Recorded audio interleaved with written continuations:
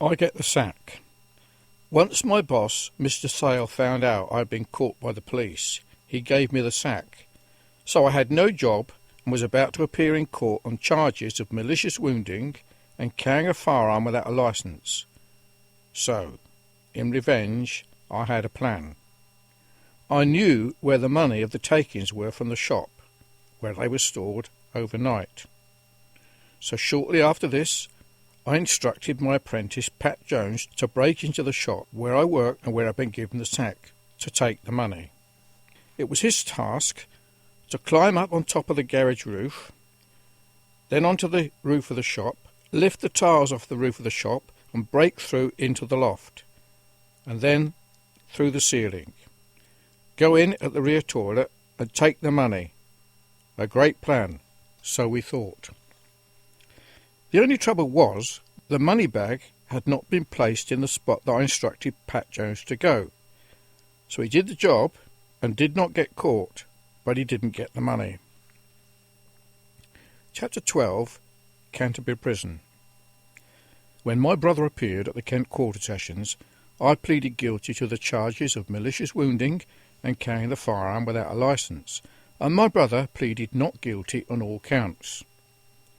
I was sentenced to Borstal training, which meant I could do any time between 6 months and 2 years, and that would depend to some degree on my behaviour. My brother was detained in custody until he appeared in court a month later, during which time we were both detained in Canterbury Prison. Our time in Canterbury Prison was in one sense a time of continuous fun and just another of our good times together, even though I'd just received an awful sentence. Our time in Canterbury came to an end, and when my brother was found guilty and was sentenced to 2 years in prison at the Kent Crown Court, I was a witness at his trial and detained in the cells below the courtroom. When my brother was brought below, handcuffed to the police officer, I was shocked and disappointed when I found out he'd been found guilty. In fact, all our plans had come to nothing, and I was to do a stretch in Borstal.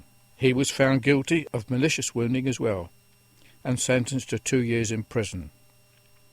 On that occasion, my mother was not allowed to see us after the court, so we were taken from the cells in Kent back to Canterbury Prison that dark night.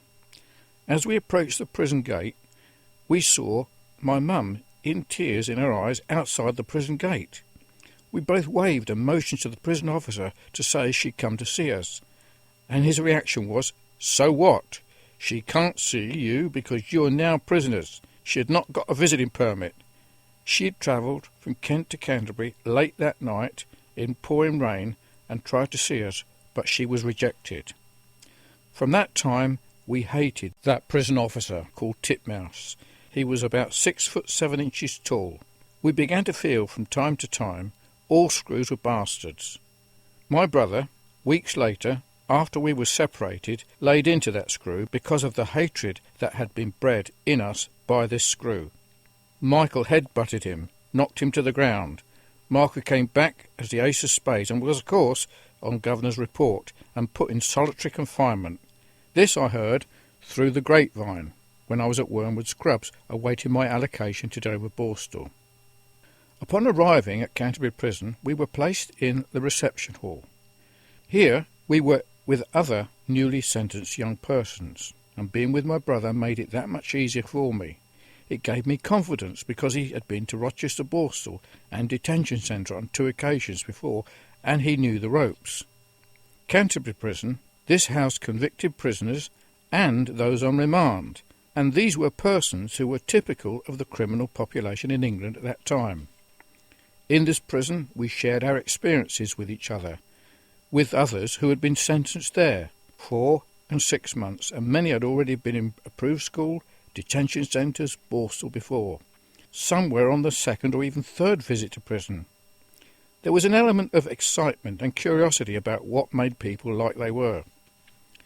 In the reception hall we were issued with prison clothing.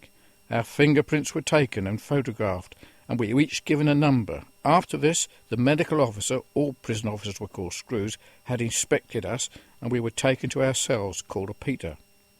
At that time, we were 3s up, my brother and I, and a lad from Liverpool. In this cell we were to remain for a few days until we were issued work. The cell was approximately 12 foot by 9 foot and housed a bunk bed and a single bed, a chair, a table, water jug and a urinal pot. At 6:30 in the morning our sleep was broken with a bang on the door with the words shouting, "Slop out!" This meant we had to get up and make our bed and empty the urinal pot. We then would go and get some hot water for a wash in a jug, for a shave and return to our cell. A razor blade was issued and collected after, and then we were banged up until breakfast. At breakfast time we were unlocked and had to line up in a single line to collect our food. This was served up on a specially shaped metal tray which was recessed in 3 places to retain the food. A typical breakfast would be a scoop of porridge, 4 slices of bread, a knob of margarine, a sausage or piece of bacon with beans and a large mug of tea. The bread I dipped into the porridge and became one of my favourite meals, but on one occasion this practice of mine, dipping bread into my porridge, offended one inmate when I was in Dover Borstal. He expressed he thought what I was doing was a disgusting habit. I just ignored him with contempt. One of the ways we passed time, when locked up in the Peter, was to play blind man's buff. One of us would be the blind man, while the other 2 crept around and hid from the other. While the blind man tried to catch the others, there were all sorts of places to hide in such a small cell. We enjoyed this game. We jumped from bed to bed, which made the game that much more fun. During this time I found time-killing boring, so I tried to read 1 or 2 books. The books I found I could read were James Bond, as these were the only level of reading I could do, the Dandy and the Beano comics. Any other reading was just too difficult for me, as I was virtually illiterate.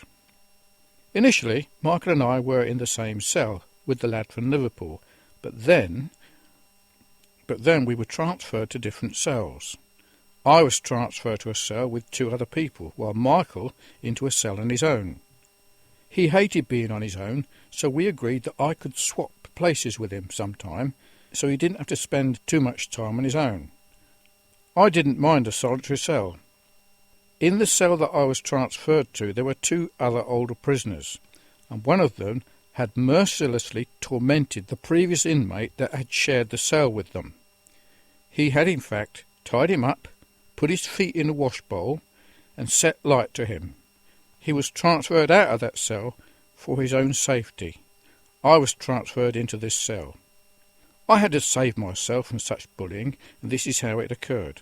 On one occasion, when the evening tea was being served, I had to retaliate to a threat. This response to the threat helped prevent me from being bullied.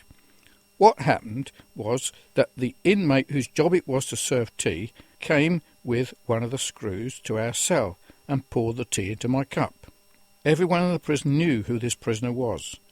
He was a fairground boxing champion and had a reputation that ensured that no one messed with him. Men would enter the boxing ring at the fair and try to win a few rounds with the champion in order to win money. This man was the fairground champion. Well, on this occasion, he either deliberately or accidentally spilt the tea as he poured it into my cup.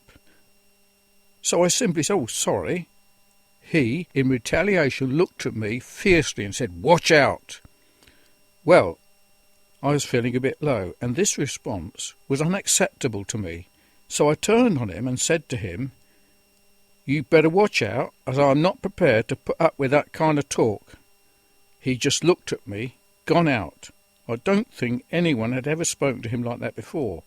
Well, that stopped any further intimidation, and I was able to survive by my wits. On the days we were not working, each morning and afternoon was exercise. This was where all the inmates walked in a body around the prison yard.